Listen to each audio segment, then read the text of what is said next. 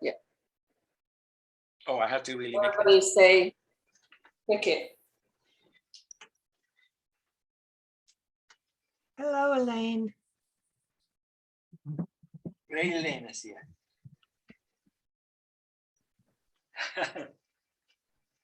So I was just want to take a few minutes since I started to tell you the story. This week, Carolina called me at the phone and he says, you know, I just connected. Hi, Jeffrey. Hello. Hi. Hi, Jeff. Carolina says to me, can you hear me? It's good? Yeah. Yeah. So Carolina says to me, I just connected to this person. Somebody sent me this email about this person called Romeo Bruni in the internet, Romeo and Bruni. And it's somebody that it was talking about in a video that I was going to send to you. And the video is about shell theory, shell like it being a shell, and theory. And he's talking about the shell theory. And it's very wonderful because in the analogy, it has, even though it has a completely different language than the language that we use, certain things are like expressing that in the shell theory as a whole system that is self-enclosed by a very, very thick rim. And that is the universe. And I was startled because I said, how can it be possible? So I'm sending messages to this person. And he began to answer me and he began to tell me things in a very short, short content. And it was complex in the beginning because I could not become totally clear with the language that this person was using to be able to express this theory. There is a new theory about the universe being self-enclosed inside of this spherical shell that it is self-regenerating, it is self-contained. And then I said to him, how is it possible that you could say that it's self-contained at the same time that it's expanding? And then he says that the expansion of the universe is inside of the system. It can never come out of the system itself because light can never leave the system. Light can never leave the system. So I became fascinated to talk about him because he was using words that seemingly were self-contained in the system. And then I said to him, how is possible that we say the universe is infinite, and it keep renewing if it is totally self-enclosed? So what he's telling me, and I'm going to share with you what he told me, and I want you to look at it in this video because we can talk about it, is that everything is expanding forever in infinity inside of the system, this enclosed system, because the universe is one, but it's not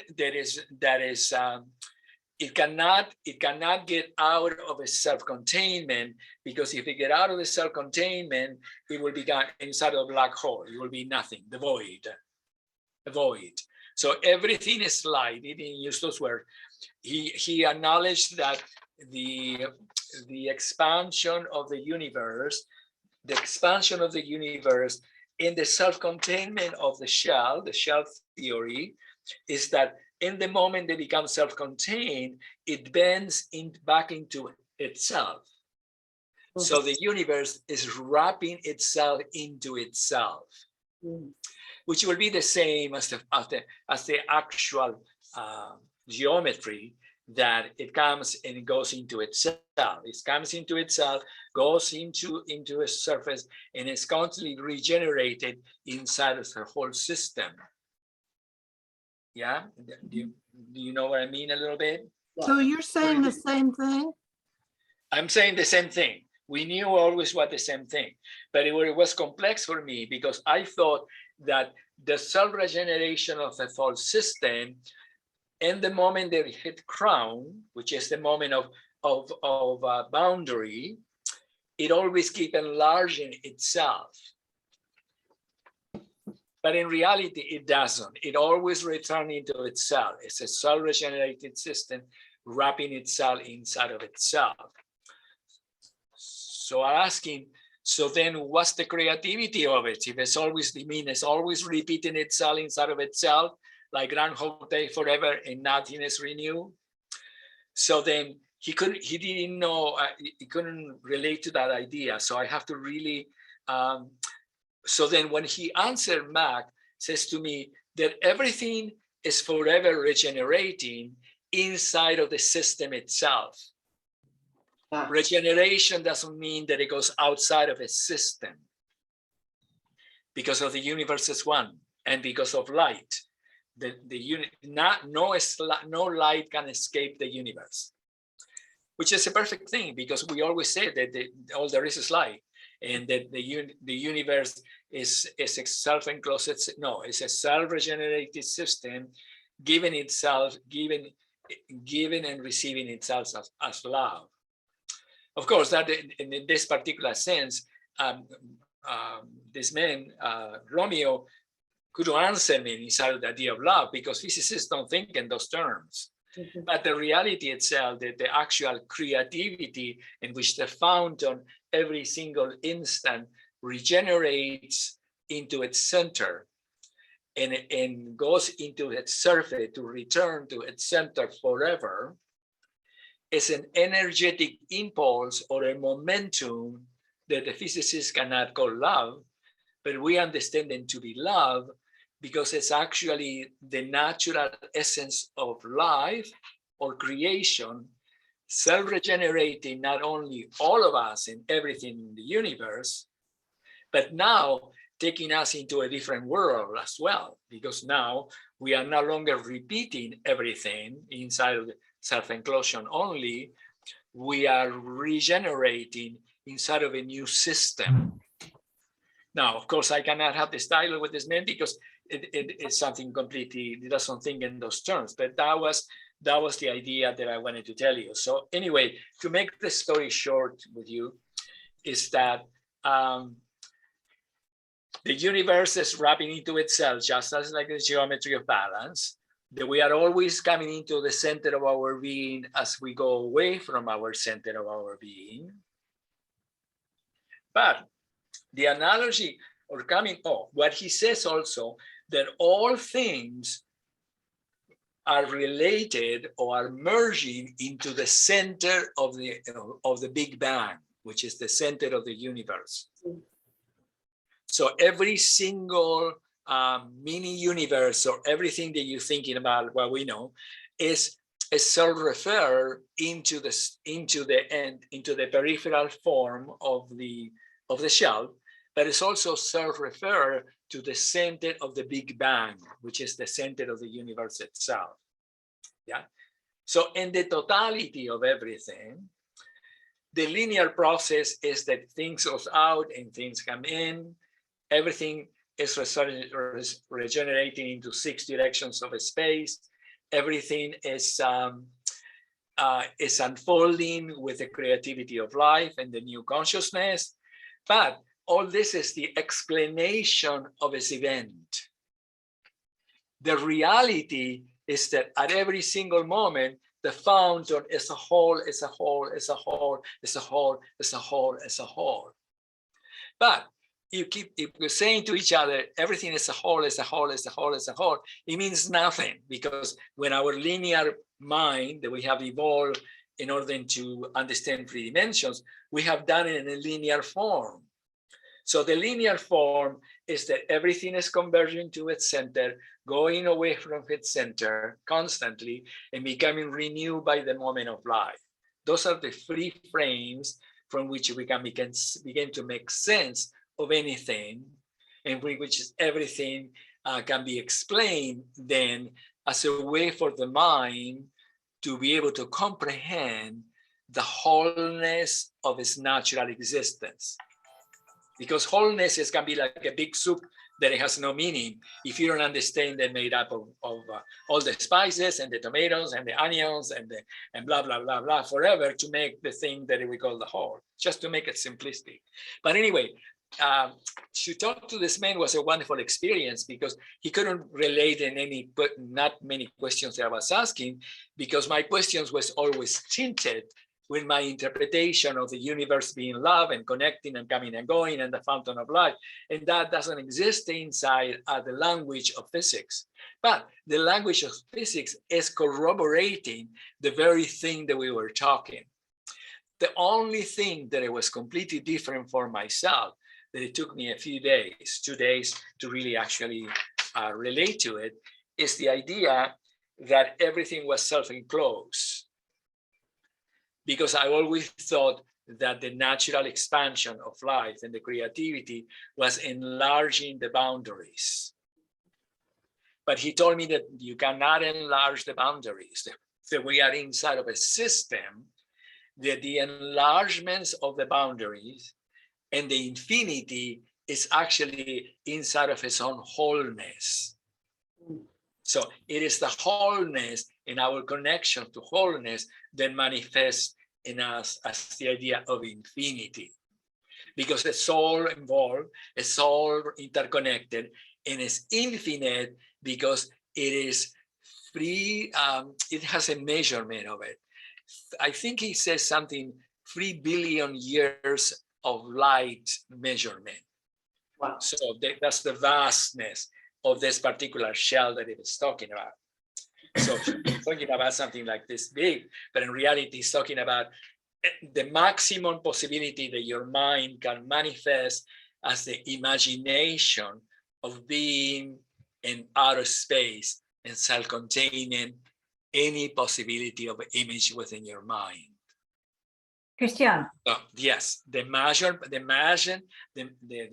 maximum possibility within the human imagination of the distance that we can go as far as possible and self-contain the reality of life. So that's what it is. So I'm sorry, is a question, Darlene? Yeah, there's something. I just you know, when you were talking about how things can go into infinity but stay within the system, I had the image of, have you ever been in a bathroom that has mirrors? You're looking to a mirror, but there's lots of mirrors on different walls inside of that one room, and you look in and you see yourself like into infinity. Really, it's like many of you getting smaller and smaller and smaller, and it's the whole thing, but it fits all, but it's all within the frame of the mirror. Beautiful. It goes into infinite projections. Exactly. Of its own self-containment, infinite projection. That's what God is. The infinite projection of all self-containment will be all the creations of God, if you wanted to put it that way. But anyway, it was, yeah, go ahead. Well, it's wonderful. The other image I had was when you were saying, when you asked him, you know, how does anything, what about creativity? You know, how do things keep expanding? And he was talking about regeneration. I just had the picture of a forest when the trees, you know, grow for 1 million years and then they die off, but they go into the soil and then the mushrooms grow and then the bugs eat and then a new sprout of more trees come up from the dead wood or whatever. And so it's always, but it's still within this one system. Exactly. Going and going and going. Forever. Yeah, Forever. we know all this because we you know, the wisdom of time tell us completely that, but it is a little bit different in relation to the self that we are. It's a little bit, this is what the conversation with this gentleman was, and I'm going to continue asking him, but I don't want to really connect for him to try to really figure out what he is in his mind. I just want him to assist me and comprehend certain principles that I wanted to make sure that when I talk to you as much as possible, that I am not just only inventing what I'm saying, that I'm really traveling with the wholeness of my mind. So I'm not like blubbing about something. So the most important thing that I learned from him was that the universe is self-contained, period. And it was contrary to that particular image in my mind. So I have to come to the recognition here and again that the self-containment was not necessarily a shortening of his experience. It was that his experiences, it was so vast and so enormous, existed in the whole system that is the universe. It's not a part of the universe, it's a whole system. So therefore, we are inside of a whole system of consciousness, what we always knew. But it's a little bit different to the self, because the self within us, at least in my experience, is not, it is an intrinsic part of nature, but it is the creator of nature as well. Right.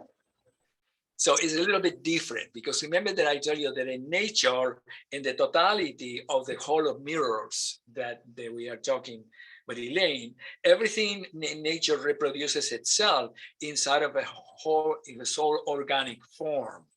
The trees becomes the light becomes the flower, becomes the seed, it falls into the ground and appears again, and all the species reconnect themselves inside of the whole mother nature of consciousness. Then I said to you, I think it's last week, when I talked to you, that the cell is the only one that is not reproduced. It is his body and his form is reproduced inside of nature. But the cell in us, the intelligence and the spark of creation, is the only entity created in the universe, if you allow me to say that, the only entity created in the universe that in self-referral can understand the nature of nature, can understand the nature of God, can understand the nature of the universe inside of the shell, can understand that the universe is finite inside of light. They can never escape the light.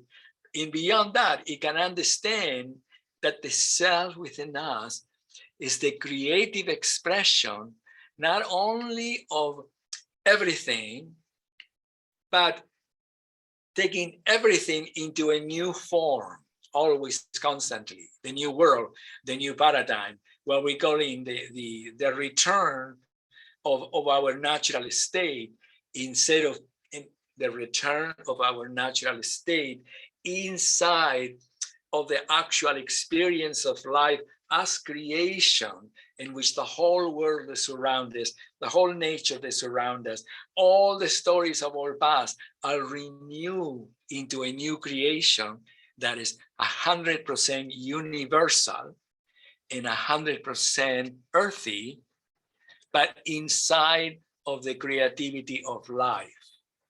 The atomic moment of creation. This man understand the moment. That's the way it explained also, the moment that we all share the same moment. And I asked him, if we all share moment, does it make a difference that we understand that we are sharing the same moment? And he didn't answer that. Maybe it's too philosophical to answer that question. Another form is, if we are conscious that we are totally, that the moment is the window, if you may, from which we can understand the whole of universal existence, the whole of ourselves in relation to the past, into the future.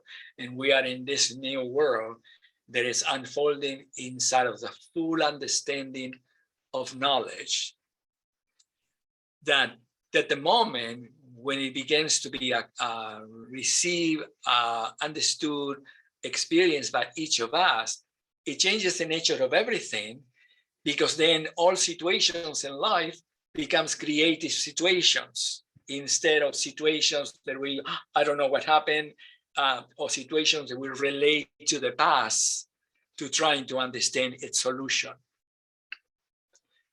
And instead of trying to understand its solution from the past, we are the solution from the whole spectrum of the universe itself.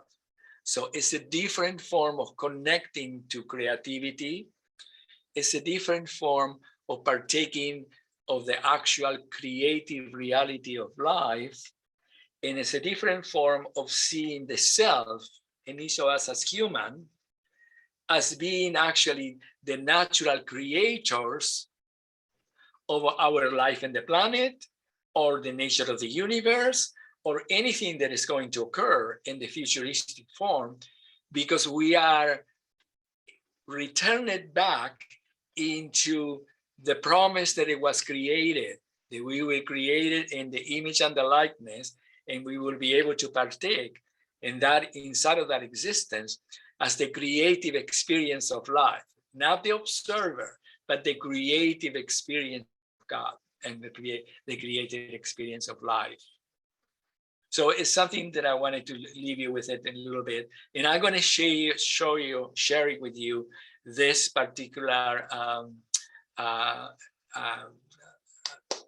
site, so you can observe it and watch it. It's very good. It's very important, because we've been using lately in our analogy quantum physics,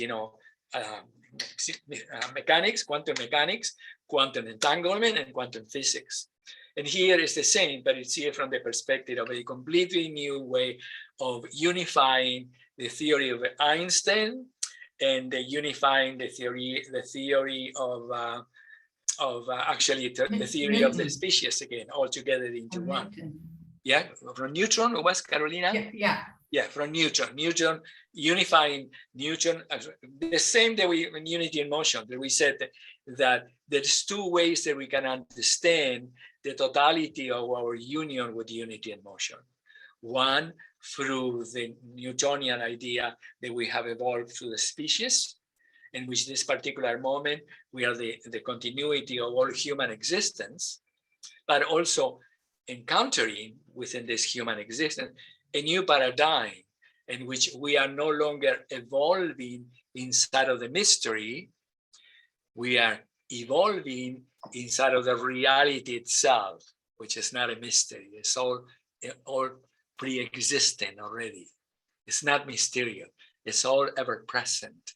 So it's a different thing. So I said that we can acknowledge it from the perspective of Newtonian physics, that our brain, that how going for so long expanding into trying to find all the pieces of the puzzle, interconnected 30 years ago with the totality of the puzzle, and enter a new paradigm in which my humanity, for the first time, is now the same as my universal humanity, if you may, or universal mind, because I'm no longer self-contained only inside of the linear sequential process in which we have evolved as humans.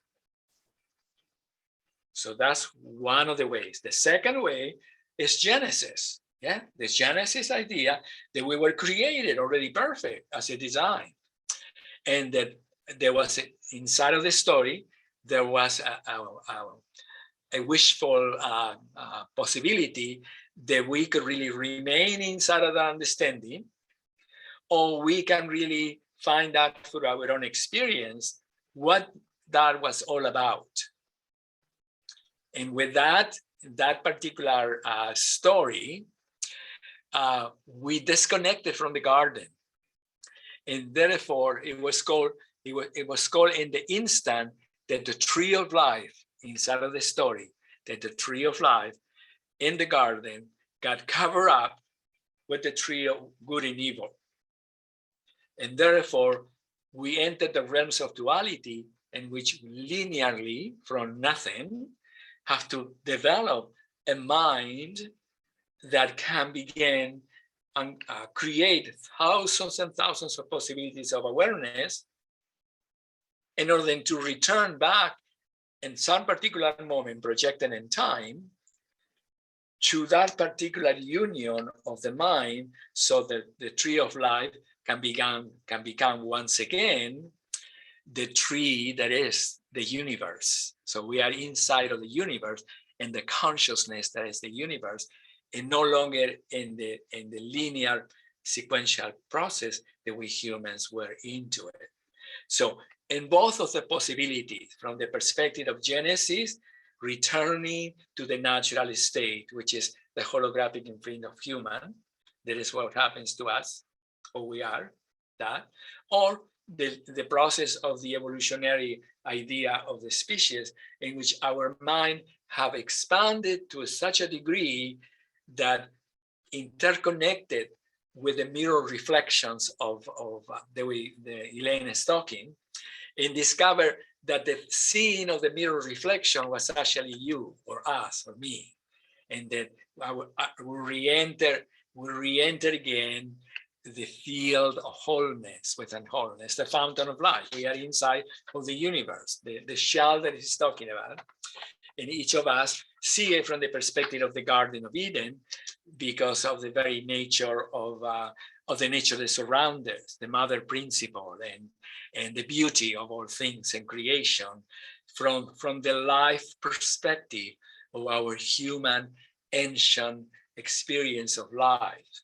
So we have returned into the garden, and the garden had become precious because the garden became the full reflection of the universe itself, not just only the garden. Every flower reflects the stars, everything is self-reflecting in the universe itself. So anyway, that's what I wanted to share. I wasn't going to all this time, but I would like you to listen to it because it's very lovely. You will like this person. This person tell me that he didn't invent the theory. He gave me somebody else to really go through that, to see the theory. And when I went to it, the language is so extraordinary. Let me see, self-contained inside of its knowledge that you will have to learn for a few years to be able to comprehend the meanings of the language, to be able to start making sense inside of that mind.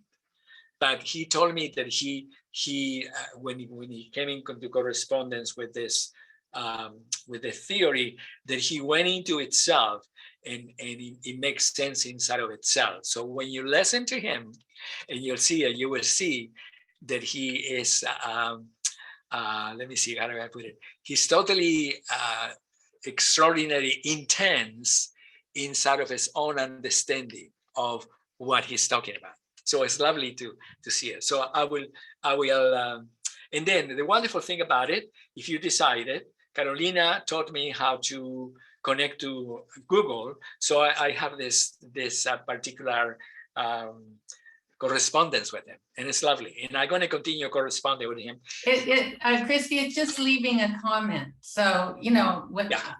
Leaving a comment. You can leave a comment. You can actually see the comments that Cristiam and the dialogue right there. It's right there underneath. Oh, you can see the comments, yeah. And you can write the comments and you can ask questions, whatever you want to. It's very good. It's very good. One of the reasons that I wanted to say to you is that why it's so important to understand the nature of the universe. The reason that we are fascinated, or at least for myself, is because I understood that my mind is the universe. It's not separated from my mind. The content, what we call the universe, is a macrocosmic replica of myself, the microcosm. Or the other way around, the microcosm is a replica of the universe. So, in the degree that we can understand the function of the universe, we are understanding the way that the mind functions inside of its whole scenario. And when the mind functions inside of its whole scenario, it creates a specific experience in our senses. Our physical senses, the human senses, become extraordinarily enhanced because they are inside of a larger spectrum of seeing, feeling, hearing, tasting, smelling. The 5 senses, from which 2 other senses have been added.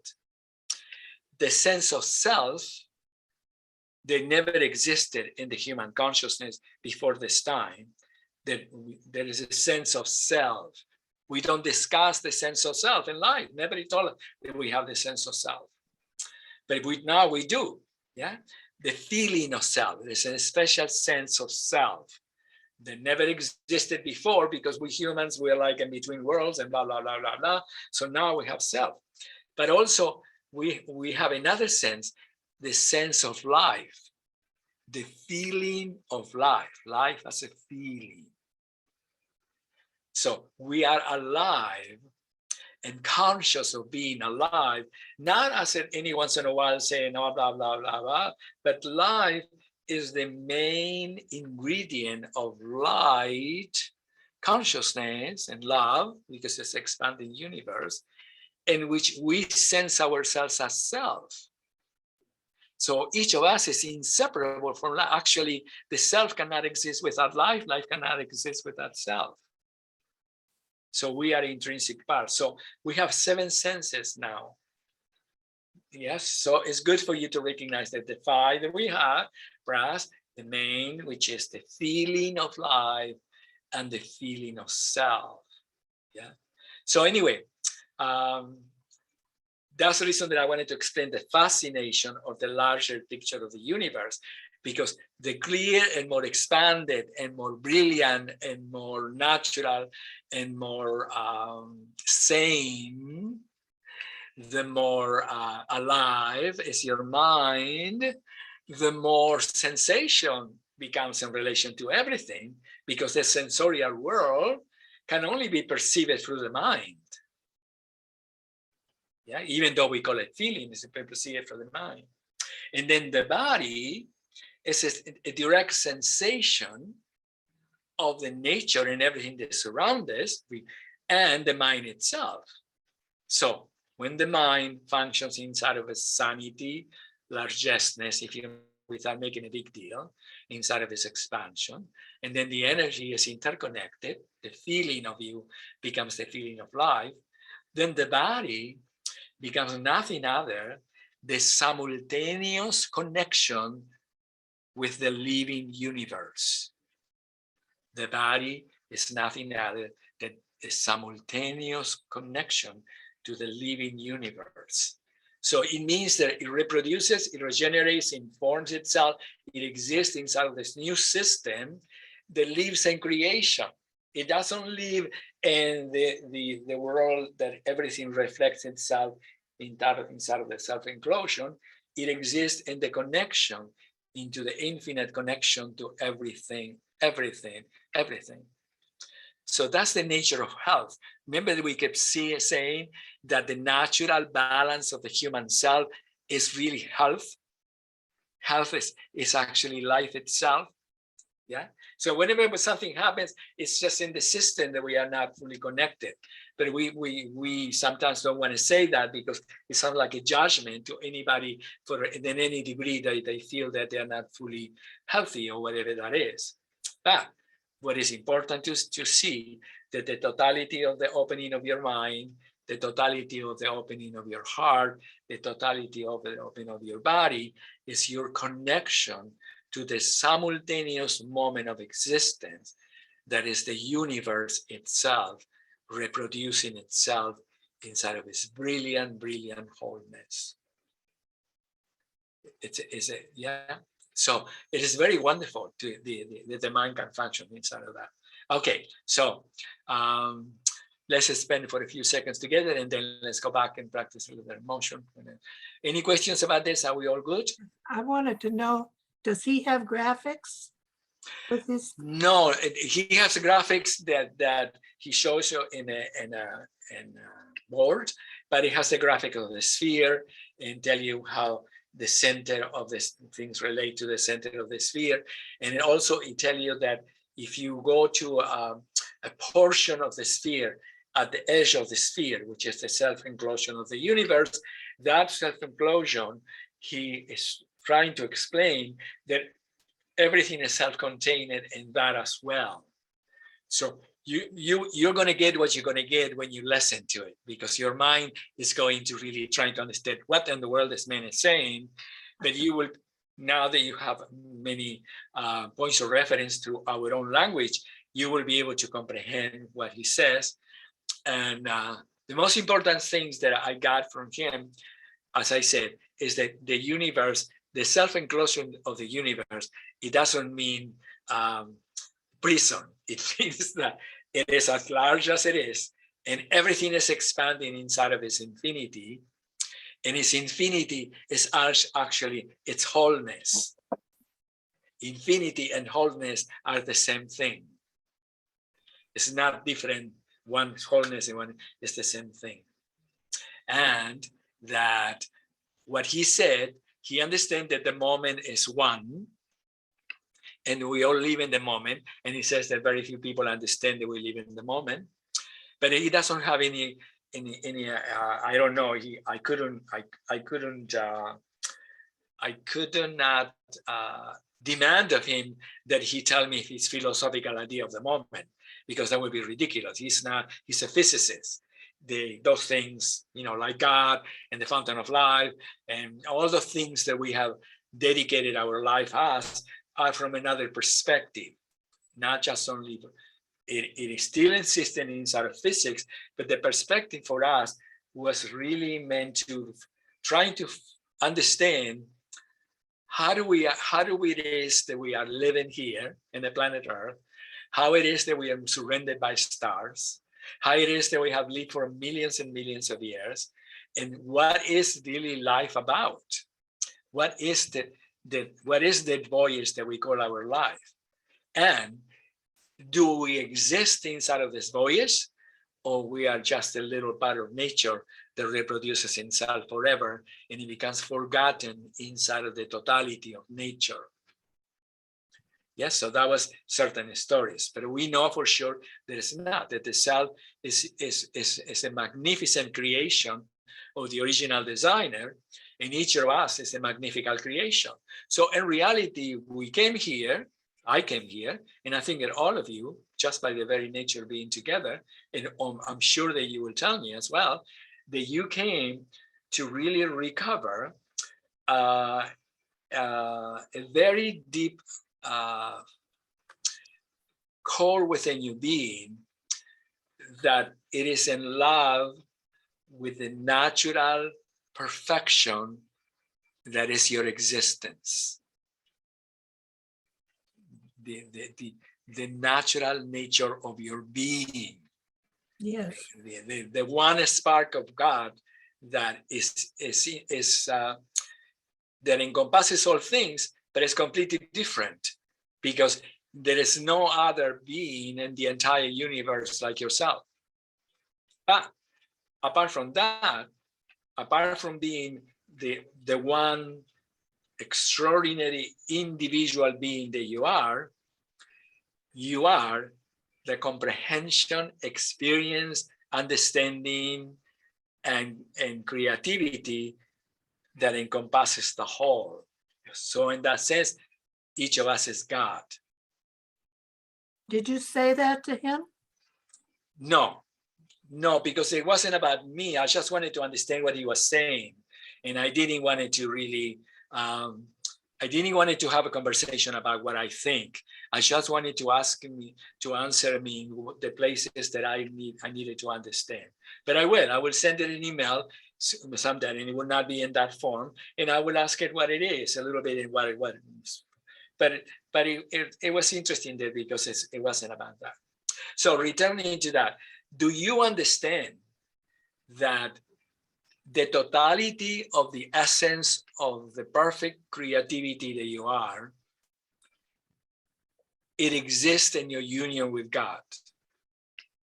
Not as a religious idea, because that could never happen, but you do understand that it is the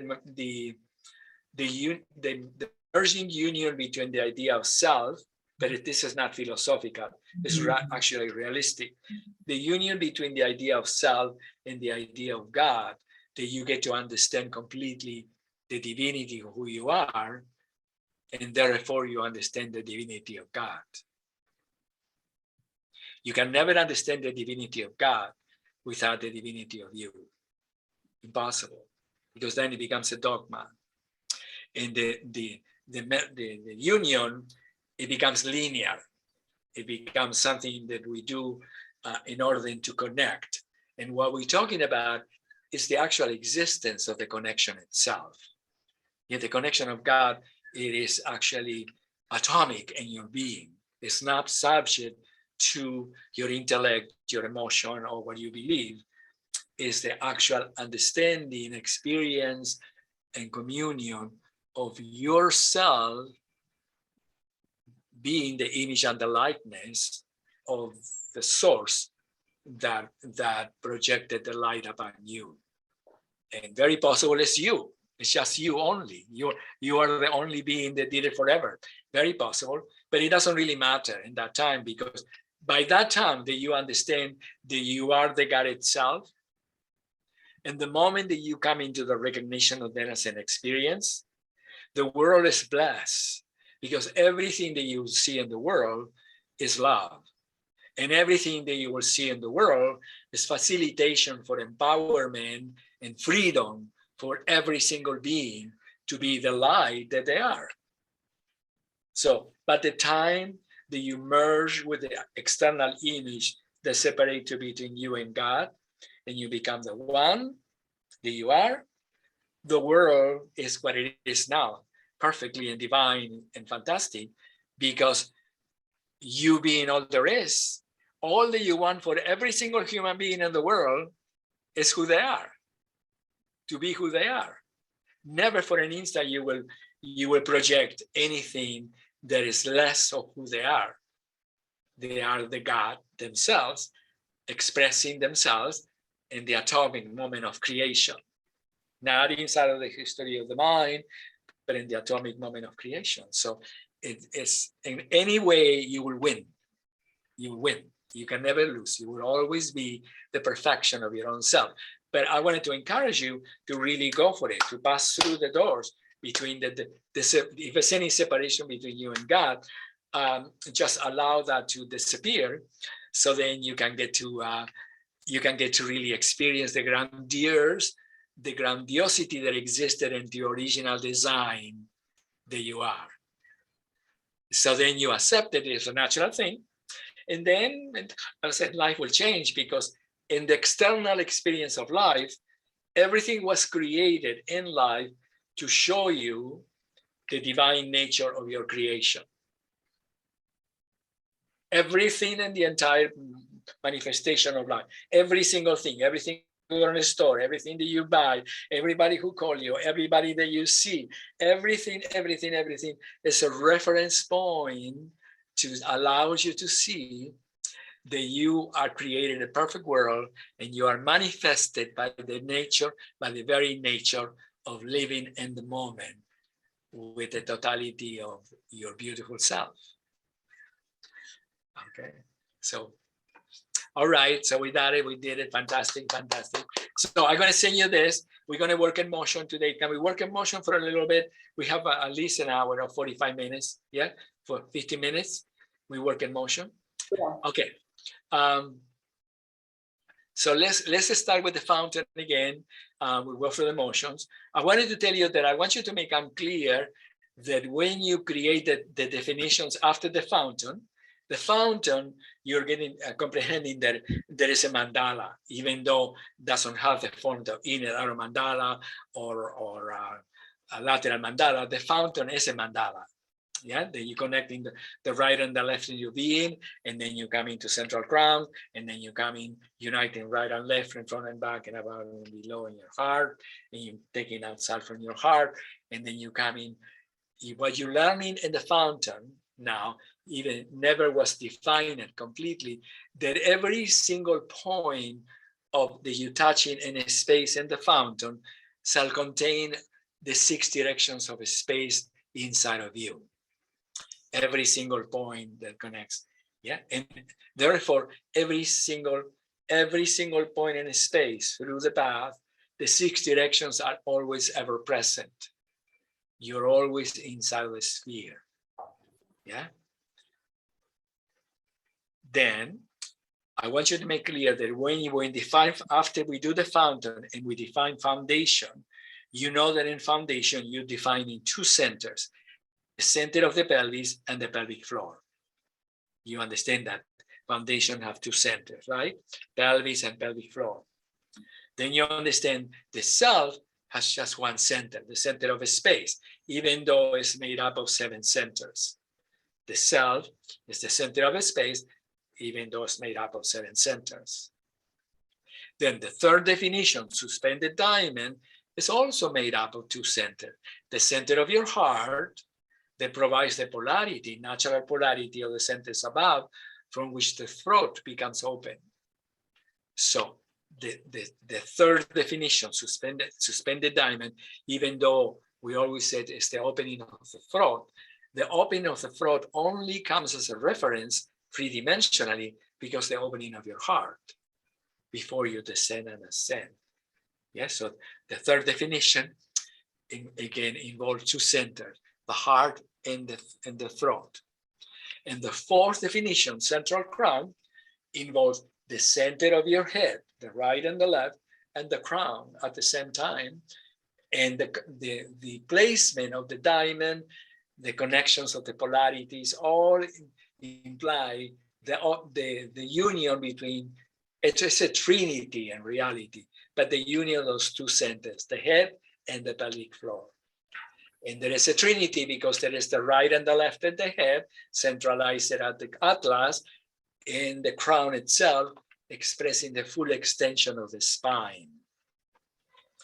So, and the diamond that corresponds to central crown, you are connecting to the center of the atlas, which is the right and the left, and then the center of the atlas becomes the avenue for the crown, which is the full extension of your body before you coming into the diamond of central heart and before you return to central crown. So that's what we're learning, that each of the connection, that they are each of the, okay, that they are, that central crown is two connections, suspended diamond is two connections, self is the center of the space, which is all the connections, foundation are two connections. Yeah, it's important. Yeah, and remember that you need a foundation, the two connections, because then the wave, the beginning of the wave occurs on the pelvic floor.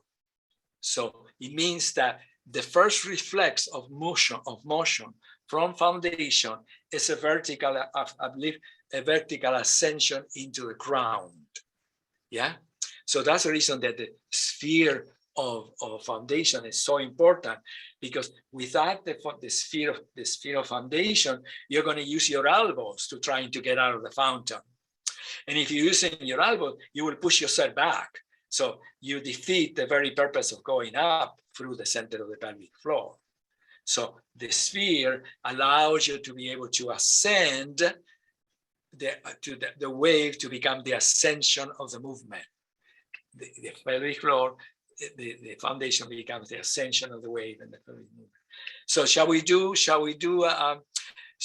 then together? Shall we do, okay, we can do it seated or standing, whatever you like, okay? I'm going to move myself back a little bit so we can do it seated, so I kind of need to go that far away from you. You can do it standing if you want to.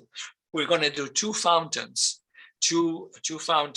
and then at the completion of the second fountain, we are arriving to 0 point, and that will become the beginning of the second part of the fountain, which is the definition of the 7 centers before the fountain becomes completed, and then we come back to 0 point. Yeah, so I want you to understand let me see what the word is, the design, that the fountain is taking you into the opening of all the centers within your being. And then it defines central crown, and it brings you into your heart, and it's taking you away all the way out to self, and then it descended into 0 point balance. And that becomes the definition of two fountains. Then when you go to the definition of the 7 centers, you are beginning to explore the unity that exists in the 7 centers. So then you can go either to central crown from the 7 centers or for the mandalas. So you uncover all the connections of the 7 centers, and then from the connections of the 7 centers, you complete the fountain finally at 0 point balance by exploring the fountain from the outside in and going out, or from the inside coming in and going out. So you're completing the whole design inside of that practice. Yeah, it's beautiful, fantastic. Let's do it together. Lovely.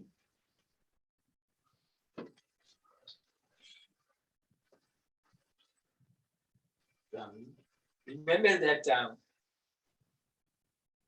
when I was a child, I was fascinated with chickens. And the first time that my mother let me have eggs to have the chickens, I was fascinated to the eggs, the chicken going in the eggs, because I said, oh my God, she's gonna break the eggs. And then it never happened. The chicken was always ready to go. It got all the fluffing up and then sat there for 21 days until the eggs finally hatched.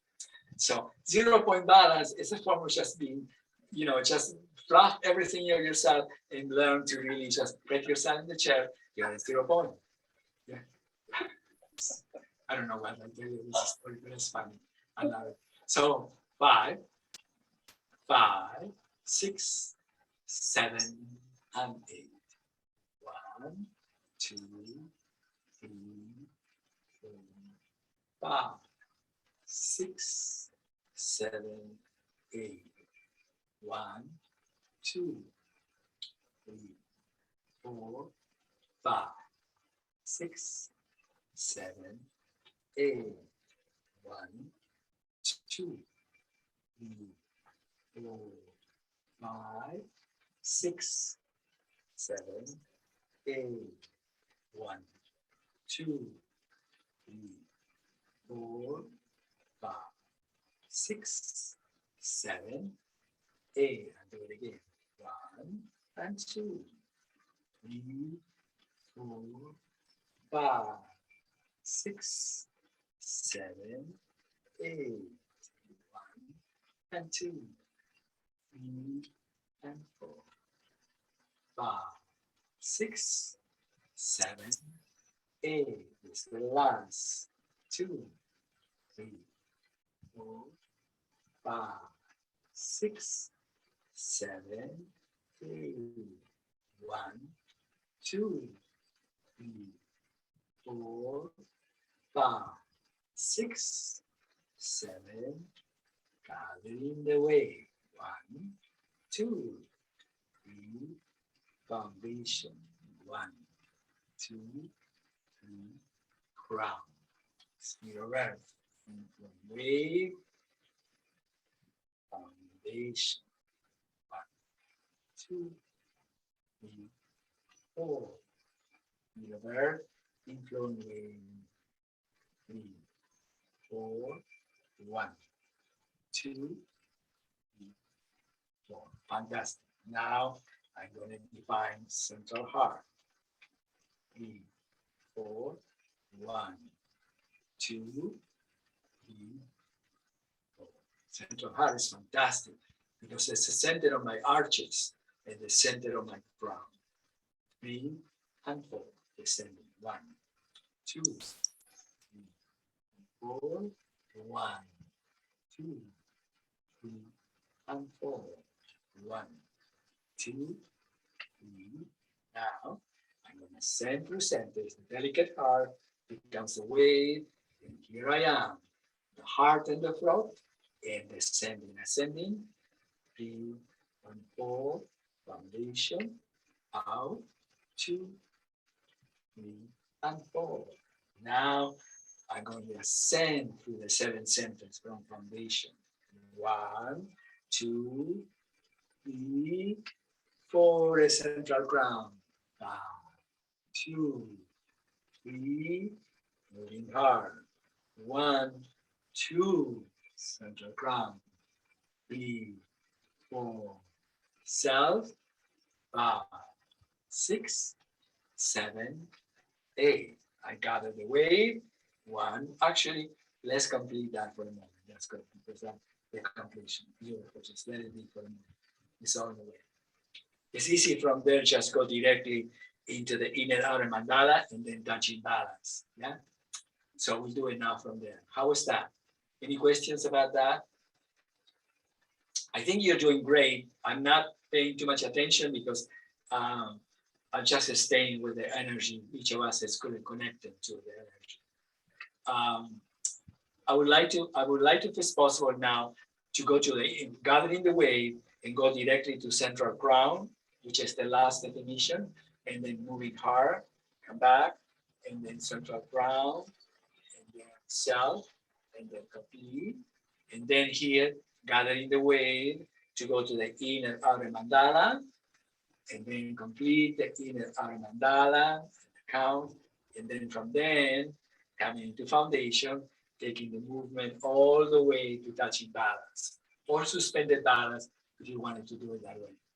So we're going to do the last part of the last definition of central ground, that is take us to the last part of the fountain, and then we go in and out of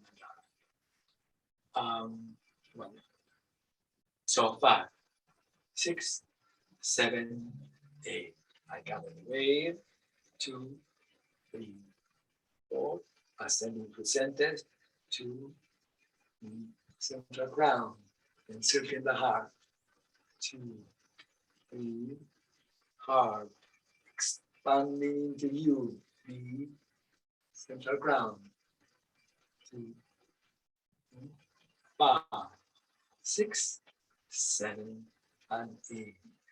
Wave 2, and now I'm going to the delicate heart becomes infinity's gate. 4, 1, infinity. 3, 4, 1, 2, 3, 4, 1, 2, 3, 4, complete and ground. 2, 3, 4, gathering the wave to foundation first 3.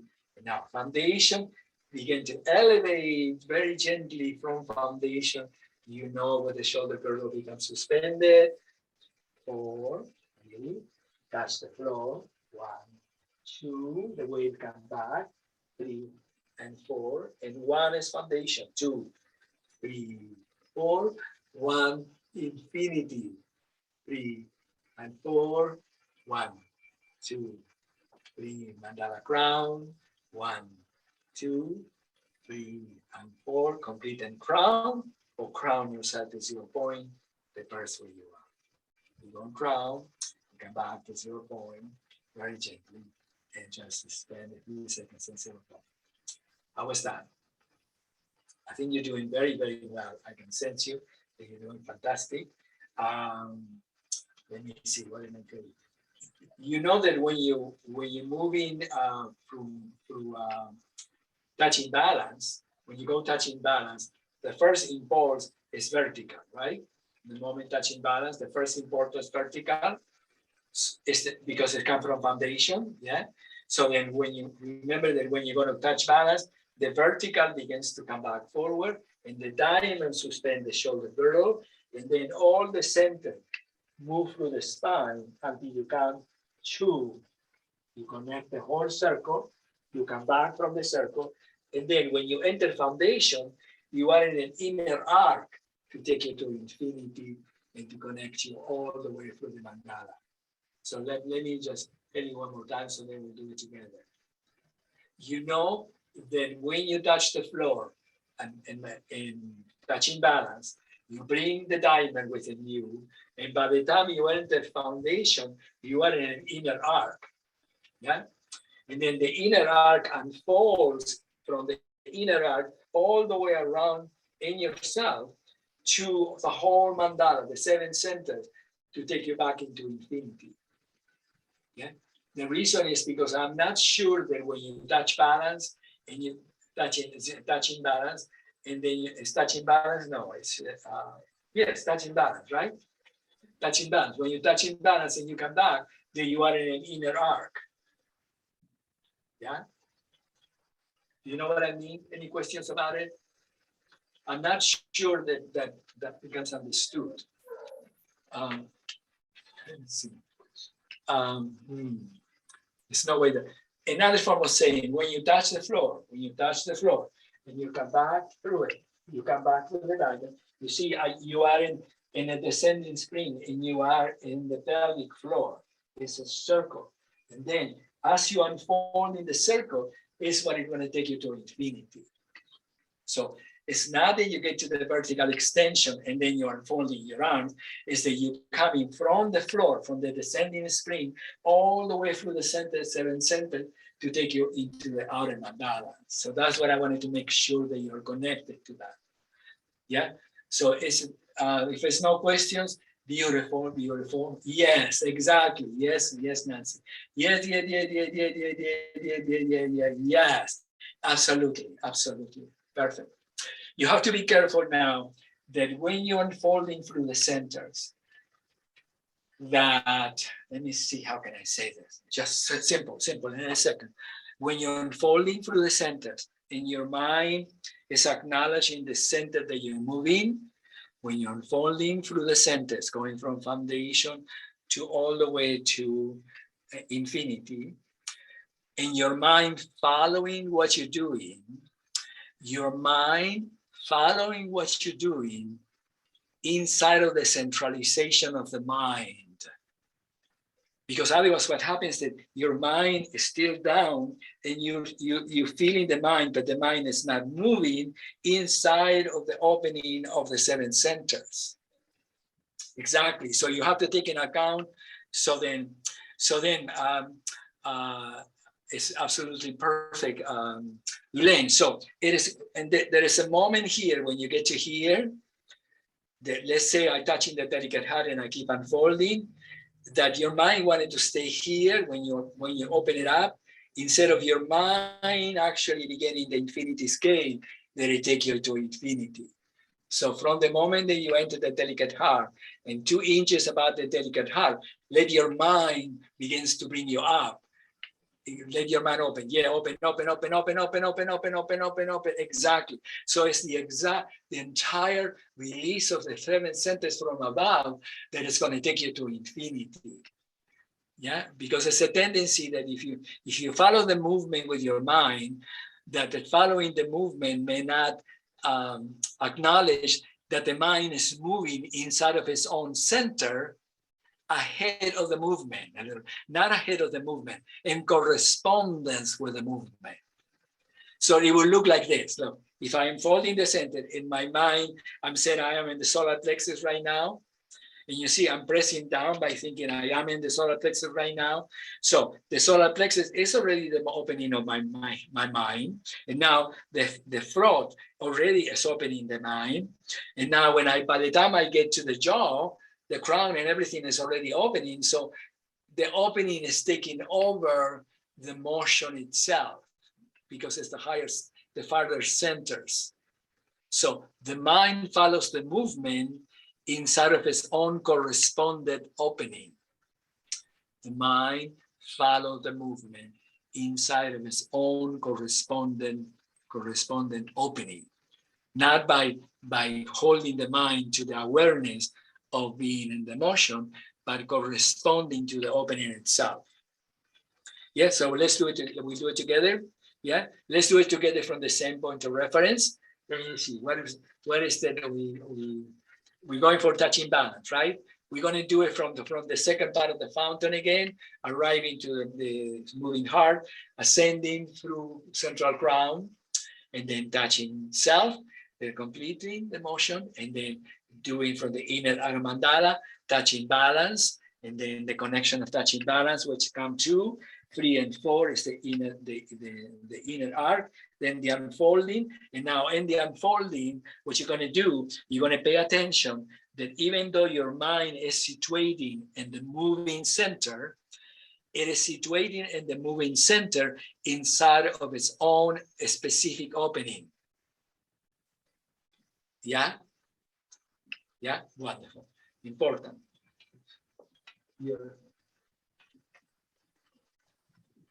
So we're gonna go, I'm gonna go, since I'm seated, I'm gonna go rather in flowing way, and I'm gonna go to ascending through centers to central ground for the second part of the fountain. 5, 6, 7, and 8. 1, 2, 3, 4, ascending. 2, 3, 4, 1, 2, 3, 4, excuse me, 2, 3, I'm sorry. Let's start again, do it again, let's do it again. I'm sorry, I went into that mandala. I have to come back into moving heart. And so I apologize. 5, 6, 7, and 8. 1, 2, 3, 4, 1, 2, 3, 4, 1, 2, 1, 2, 3, 4, 5, 6, 7, 8. 1, 2, 3, 4. 1, 2, 3, 4. 1, 2, 3, 4. 1, 2, 3, 4. 1, 2, 3. The crown. 1, 2, 3, 4. Now it's going to be a big deal. Inflowing wave. I'm going to go to the center of the pelvic floor, which is the center of my arches, and I'm releasing. 1, 2, 3, 4. 1, complete the circle. 2, 3, 4. The inner arc. 1, 2, 3, 4. 1, 2, 3, 4. 1, 2, 3, 4. 1, 2, 3. If I am seated, I'm going to crown myself, just completed in 0 point. If you're standing, just complete and crown. How was that? Beautiful. You're learning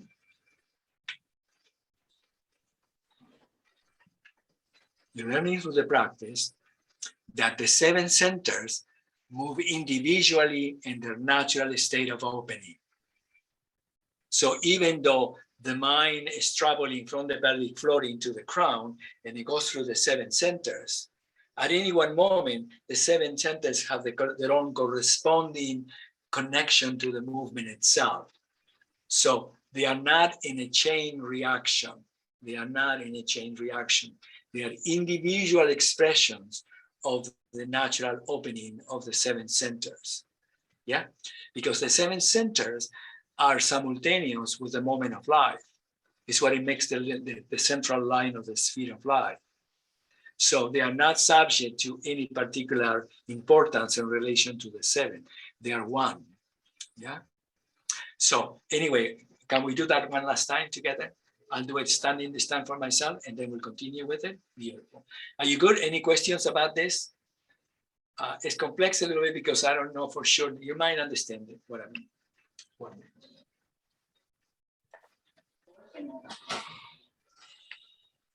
And then when we complete this movement, do the interchanging balance. Let's do the interchanging balance from then after the completion of the second part of the movement. We're going to central crown to do the part of the fountain. 5, 6, 7, and 8. 1, 2, 3, and 4. 1, 2, 3, and 4. 1, 2, 3, 4. 1, 2, 3, and 4, 5, 6, 7, and 8. Inflowing wave. 2, 3, and 4. Inner outer. 1, 2, 3, 4. 1, 2, 3, 4. 1, 2, 3, 4. 1, 2, 3. Complete and crown. 1, 2, 3. Crown. 1, 2, 3. Now foundation. 1. I start bending. 2, 3, 4. 1, 2, 3, 4. 1, 2, 3, 4. 1, 2, 3, 4. 1, 2, 3, 4. 1, 2, 3, 4. Out from wave. And now from there, I'm going to go to the interchanging balance. 1, 2, 3, 4. 1, 2, 3, 4. 1, 2, 3, 4. 1, 2, 3, 4. 1, 2, 3, 4. 1, 2, 3, 4. 1, 2, 3. So movement for a moment and let it go. How was that? We'll do it again in a moment. How was that?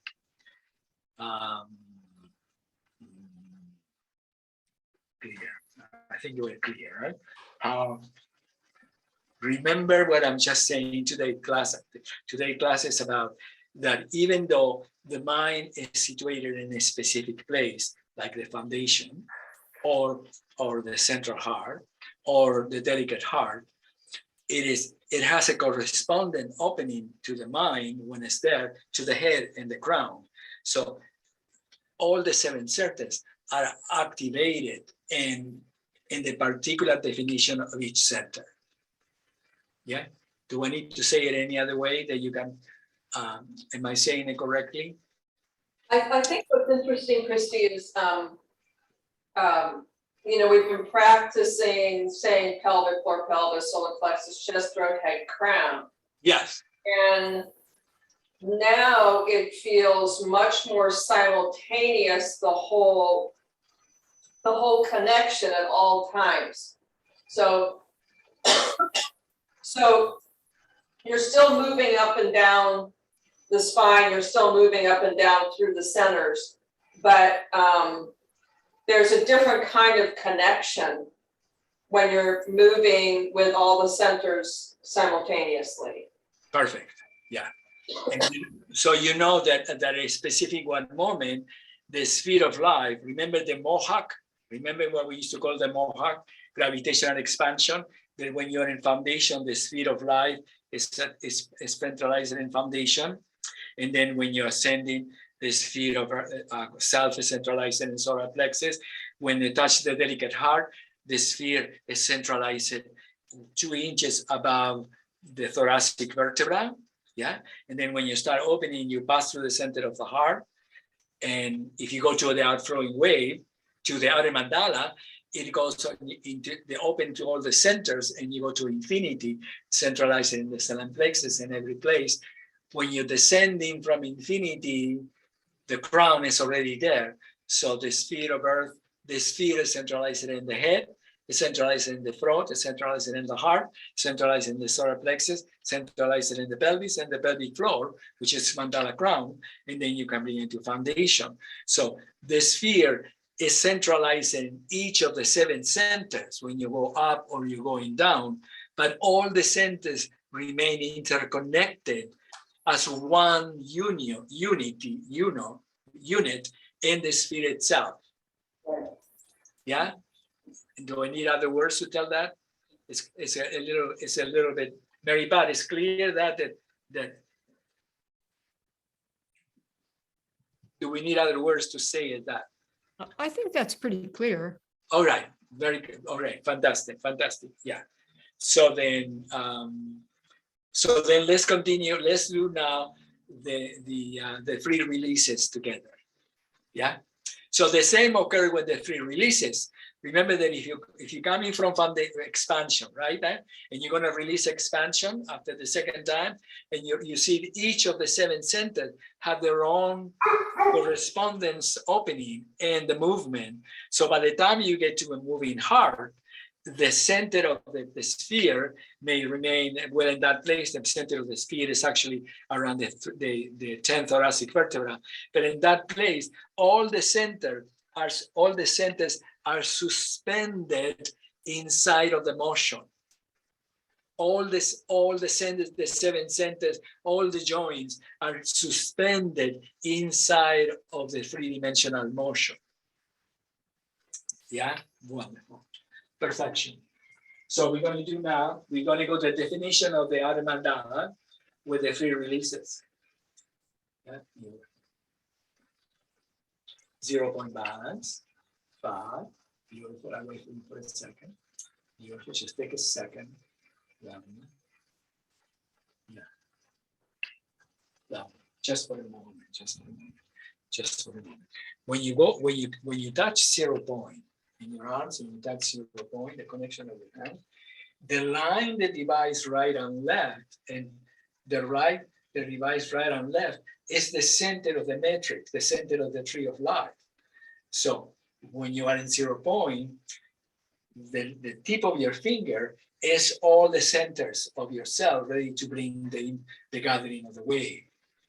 Yeah, so remember that the arm and the connection is already energized. It's not that they're resting down in 0 point, are already the energy itself. Beautiful. Not energy as form, but energy as natural connection of the whole system. Yeah, 5, 6, 7, and 8. Gathering the way, 2, 3. Define it earth. 2, 3, and 4. 1, 2, 3, 4. Define it earth. 2, 3, 4. Releasing earth and foundation. 2, 3, and 4. Now 1, 2, 4, 2, 3, 4, 1, 2, 3, 4. I'm going to do that again. 1, the same thing. 2, 3, and 4. Unfolding earth. 2, 3, 1, 2, 3, and 4. 1, 2, 3, earth. 1, 2, releasing earth and foundations. 1, 2, 3, 4. 1, 2, 3, 4. 1, 2, 3. Round. 1, 2, 3, 4. The inner arc and fall into expansion. I touch expansion. I come down. 2, 3, 4. 1, 2, 3, 4. 1, 2, 3. Expansion. 1, 2, 3. Suspended heart. 1, 2, 3. That's your balance. 1, 2, 3, 4. 2, 3. I do it again. 1, 2, 3, 4. 1, 2, 3, and 4. 1, 2, 3. I'm going to release expansion from here. All the release of expansion. 1, 2, 3, and 4. 1, 2, 3, 4. 1, 2, 3, and 4. 1, 2, 3. I'm going to define heaven and then the release of heaven. 2, 3, and 4. Unfolding earth, expanding into expansion, inserting the heart, heaven, expanding heaven, continue to expansion. 4, 1, 2, 3, and 4. 1, 2, 3, and 4. The release of heaven. 2, 3. 1, 2, 3, and 4. 1, 2, 3, and 4. 1, 2, 3, and 4. 1, 2, 3, and 4. 1, 2, 3, and 4. 1, 2, 3, and 4. 1, 2, 3, and 4. 1, 2. Dissolve the motion. 3, and 4. So Cristiam, are you still doing, 12 counts or 8 counts, depends. are you still doing that? Yeah, whatever. If 12 counts becomes too much, just go for 8 counts. Don't worry about it. When you Although it's fine, but it looked like you were doing the. 8 counts. I did 8 counts this time. It was my bad. Yeah, but it's easy for you. 8 counts, 4 counts, or 12 counts in that. I can do either one, so. Either depends on The 8 count is fine. depends on the momentum. We're doing it, that's all. It all depends on the momentum, right? Yeah. All depends on the momentum. Right. Okay. Did you have any questions about this at all? How is it coming? No questions. I think it's wonderful. The most important thing for you to remember is that when you unfold in earth, and earth becomes the definition of the riding of the wave to get you to expansion, that you sense that the entire connection is going to get you to the center of the heart. So that is the most important thing for you to remember, to begin to perceive what is the center of the heart and expansion, and what is the center of the heart when you come from infinity. Because that's the point in which you're descending, ascending, and either direction. Yeah, so that's the most important, the center of the heart. Yeah, exactly. That's it, Janet. Right there, exactly. Yeah. You have to really know. Okay, here it is. That's it. You have to really know that place. Go for infinity, from infinity, Mary Pat, and show me what the center of the heart is when you're descending from infinity. Beautiful. 1, 2, 3, 4. 1, 2, 3, 4. Yeah. 2, 3, 4. 1, 2, 3. Fantastic. 4. Are you good? You clear in that places, right? Yeah. Then going to from earth is very important, because when you ride the wave, it's almost like it take over you right here. And we don't want that. We want to find every single vertebra to take you right to that point. That's the point that you're going to go around the heart.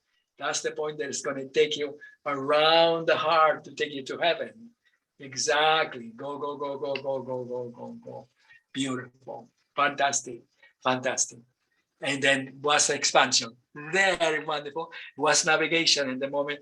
Remember that in the moment that you touch expansion, you got to start navigation, because if you don't, you're going to close the back of your neck. Navigation is where the wrist begins to glide to taking you to the 7 centers. Let me see, what else did I need to tell you? I need to tell you, okay, the most important thing, that when you go encircling heaven from expansion, this is the moment that just you're encircling the heart, the next instant has to become the throat, the head, and the crown. What are the corresponding motions that exist within your neck and the head and the crown as you are ascending through heavens? Yeah. So don't follow the chain reaction of the movement. Make sure that when you touch expansion and you're going to heaven, encircling the hand in heaven, that the throat, the head, and the crown have their own corresponding motions. And then if you come, very important, very important, very important, beautiful. The same happens when you touch expansion and you're descending and you go navigation. There is a change in the heart. The heart changes because you're descending, but the throat, the head, and the crown, they are all suspended in their own individual change in order to take you to mandala crown, to take you to foundation. Extraordinary importance. Yeah. So can we do the free releases? Now the free releases just directly without the definition, the release of earth, and then and go touching balance, going to expansion and descending from expand. Oh no, let's do the definition, and let's do the definitions and the releases, because the definitions are very important, because the first one, you define just the definition, and then you come back, and then you're going to release the definition to touching balance. Yeah. Then when you do the offering self or the offering expansion, do offering, go from foundation and show me offering expansion. All of us? Okay, good. Do it again. Yeah. Okay. Ellen, do it again. I just want to see something. It's getting better. It's getting better for everybody. What I don't want you to, if it's possible, for you to recognize that when you go from foundation and you are releasing expansion into expansion, the release, the first part is the lower abdominal area. Yeah, the first part, the lower abdominal area, getting to the belly. The second part right here is the thoracic plexus. The third part right here is beginning approximating the center of your chest. The fourth part is beginning to get into the center of the chest. Now, as I get into expansion, the fifth part will be the throat, the head, and the sixth one will be the crown. So the entire opening of the arms are totally interdependent with each of the 7 centers or each of the vertebrae. Because what's happening right now, that's it. It's good, it's good. What happens right now that innocently, you're using your spine to opening your arms. You're using the vertebra, the compression of the spine to open your arms. And I want you to unify the relationships of your arm with the whole extension of your entire spine getting to expansion. So each of the vertebrae are experiencing not only their unfolding through the 7 centers, but also the width of each vertebra as they correspond to each plane and space. Each of the vertebrae are experiencing not only the unfolding through the centers, but the width of each vertebra as it corresponded with its plane and space. Beautiful, yeah? Better. Elaine, it's wonderful, it's lovely, but there's a part of you who still wanted to keep this area of the spine, the lower part of the spine, to be the movement of your arms. No, you're already ascending through all the centers when you open the release of the arms. You're ascending through the 7 centers when you're opening the release of the arms. It's good. Just spend a second together. Wonderful. We'll do it together one last time and then we complete. But let me see. It's very difficult to convey that. Let's say I'm in foundation, right? I'm opening from foundation. And I'm opening from foundation from here, from foundation.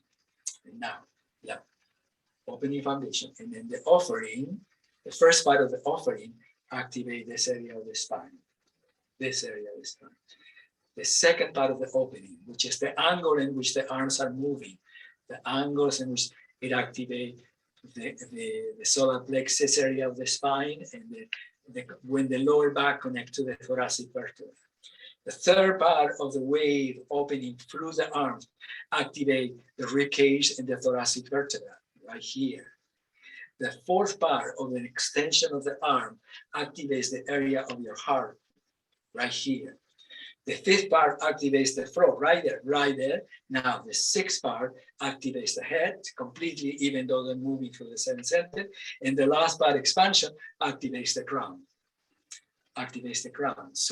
So each of the angles that you are unfolding in a space activate the vertebra, uniting the vertebra to the motion of your arms. So you don't use the vertebrae as a compression to open your arms. You are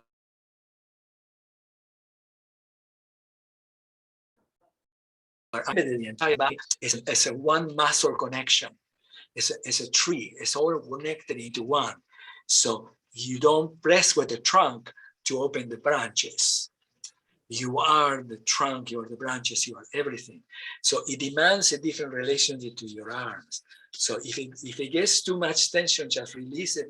But you're trying to get the connection of all the muscles as they correspond to the vertebrae in the spine, not just only the arms. Yeah, you're all doing it, but I'm not sure that you are matching the angle of the arms with the moving vertebrae taking you to expansion yet.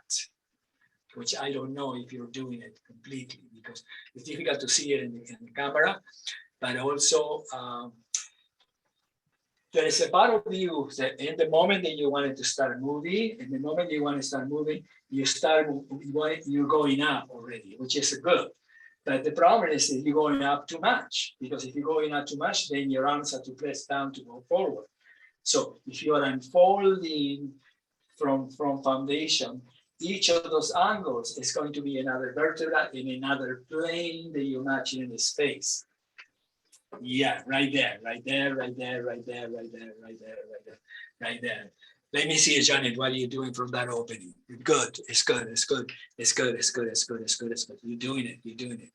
Now, the only complexity that I have in this movement is that you're thinking that you're going to open your arms forward. And it's not that you open your arms forward.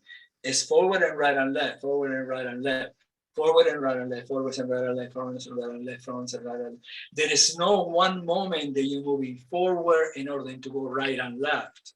Each frame of forward and right and left are united into one constant motion. And that is what activates the vertebra. You got it, Ellen. Yeah? Can you feel that, what I mean? Each frame going forward is also right and left. It's not just forward. So let me see. It's good. It's good. It's good. Elaine, let me see if I can help you. Nancy, it's going fantastic. Elaine, it's wonderful. But what happened, there's a moment that when you open, that you want to be able to do it from here, from here forward. And I want you to think about it. The opening is already, every time that you're going forward is already right and left. It's still like you want to go forward and they're want to go right and left. The forward and the right and the left are not united into one whole move, one frame. And that's what it needs to happen. Exactly. You'd much better. Now, what I want you to think about, that if you're opening the movement to go to the offering, right? That the outer part of the movement is just as important as the inner part of the movement, because now the inner is opening into the outer, right? The inner seemingly is opening the line. I want you to think about that the outer line is also opening the inner. So when you're offering, this connection of energy coming in is opening the internal, as the internal is opening the external. So you are not giving the movement, you are inside of the movement, exactly, giving yourself into it. Beautiful. Yeah. Fantastic. You're doing it. We're doing it together. Yeah, right there. Utilizing every single muscle of your body, Janet, but also your breast. Every single muscle in your breast is interconnected in the arms in this movement. Yes, beautiful. Let me see. One last thing. What I wanted to tell you. What is that I needed to tell you that I saw that it was very important. Okay, I think that you're doing it. Let's do it. Let's do the releases one last time, and then we let it go. Okay, I'm going too far away into the class, but it's good. You can do it. It's hot, so you can really get into it. Okay, bye. It's the day like this is very hot in Santa Barbara right now. I don't know where you are, but here it's like hot. Yeah. So what I'm going to do the free releases one more time. The definition of each of the free earth and expansion in heaven. 5, 6, 7, 8, 1, 2, 3, and 4. 1, 2, 1, 2, 3, 4, 1, 2, 3, and now it's going to be, this is like almost like the preparation to taking you into the release of touching that. 2, 3, 4, and now no. 1, 2, 3, and 4. 1, 2, 3, and 4. 1, 2, 3, and 4. The definition. I'm going to touch the point. 1, 2, 3, 4. 1, 2, 3, and 4. 1, 2, 3. Expansion. Now 1, 2, 3, and 4. 1, 2, and full circle. 1, 2, and now 3, 4. Now is each angle is down. Yay, descending. 2, 3, and 4. 1, 2, 3, and now heaven. 1, 2, 3, 4, 2, 3, and 4. Release heaven. 2, 3, and 4. 1, 2, 3, 4. 1, 2, 4. The release of heaven. 2, 3, 4. 1, 2. Wow. Now 1, 2, 4. 1, 2, 3, 4. 1, 2, 3, 4. 1, 2, 3, and 4. 1, 2, 3. Hey. 2, 3, 4. 1, 2, 3, and 4. And just very gently dissolve the movement. You're doing much better. Fantastic. You're doing great. Okay. Just a few seconds more. Oh my God, it's too late now. But it's all right. Just give me 2 more seconds so we go through the things that you learned today. The things that we talk about today. We talk about Romeo Bruni. We talk about the universe self-contained inside of itself. That at the edge of the universe, in the totality of it, light bends itself and manifests the geometry of balance, in which everything is connected into the center, at the same time that is connected into the outer boundary. Now, the coming into the center and the other boundary and the moment of life are one thing, even though they're free. The coming into the center, going out of it and come back, one. So that's why you unify the oneness of the free. That's 3 dimensions. That's why you unify. I'm going to send you the link, so I would like you to listen to it. And if you have any questions, just write. It will be good to share it. Ask him and tell him tell him, say hello. He's a nice guy, fantastic. Ask him any question that you want to. He will answer you. He will be ready to answer you. Okay, then the most important thing that we learned today about that the two centers, the center of a space, 2 centers, the heart and the throat, 2 centers, the head and the central crown and the crown, right? Central crown, you have the center of the head, but the reason that you have the center of the head, because it's the balance of right and left, right? The center of the head is the balance of right and left. That's the reason it's a trinity. It's not just the center and the crown, right? It's not fixed. It's the balance of right and left facilitating the center, yeah? The balance of right and left facilitating the heart. The balance of right and left facilitating the pelvis. So the 7 centered may think of, well, okay, this is the center, but the center without the interchanging balance of the free, they are meaningless. 1, 2, 3, 1, 2, 3, 1, 2, 3. Yeah, 3, 6, 9, 10. Yeah, this is all the things that you're putting together. Yeah, it's good because once your mind comprehends, it doesn't become fixated because you're thinking just the center of your head without acknowledging that it's the center of right and left. Once you are in the center of the right and left in the head, you have a range of motion. Otherwise, you may think that just the center is one place and then that's fixated. The center of the heart is a center of an interchanging balance. It's not a center by itself. The center of the pelvis and the legs is a center of the interchanging balance. It's not a fixated idea of center. Yeah.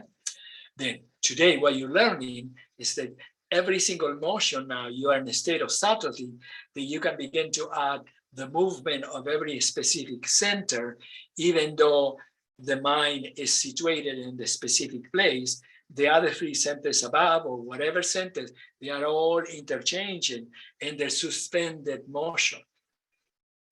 So they are not resting upon itself in their motion. They are individually connected inside of the synergy that is the sphere. Yeah, very important. Because that's the way you're refining. Because you raised it up out of yourself, it's okay, it's good too. But you will be doing the movement instead of being in the movement. It's one thing is doing the movement instead of being in the movement. When all the centers have their own interrelationship of motion, then you get to experience how space and inside of you are one thing, and you're not divided between you and outer space. It's all together. That's the most important thing. Today in expansion, at any one moment, I can be talking them to you and I said, I'm going in expansion right now. You know what I mean? I can put my heart in expansion. I can put myself in heaven when I'm talking to you. I know what it is, all that there. So, because it's the same. Expansion is the same as heaven, is the same as earth, is the same as moon. So at any one moment, I can have a conversation with you and be in each of the connections, which would mean that I will be really in 0 point. If I am in each of the 19 connections, I'm always in 0 point because I understand that 0 point is the center of each connection. It's not an individual structural formation. It's the union between the field and you. Yeah, wonderful. And then the last thing that you did today, that you're doing fantastic, that the offerings come from the pelvic floor into the crown, and each plane and space correspond to each vertebra. And then the independent movement of the hand correspond to the angle in which you're merging with the space. So if I offer in cell, right?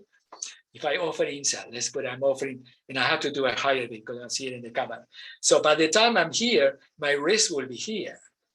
I couldn't be my hand there, right? It will be here. By the time I'm here, my wrist will be there. By the time I'm here, my wrist will be there. My and so on and so on. Each center adjusted itself into the direction it's going and takes into account there is a larger movement. From here, my wrist isn't here, right? If I'm closer to, when I rest in the energy, my wrist will be right there, and it will be right there, and it will be right there. The same is with each of the connection. So all the muscle formation is like one tree they keep expanding inside of yourself. Exactly. Beautiful. Every single muscle, in every single muscle of your face. Exactly.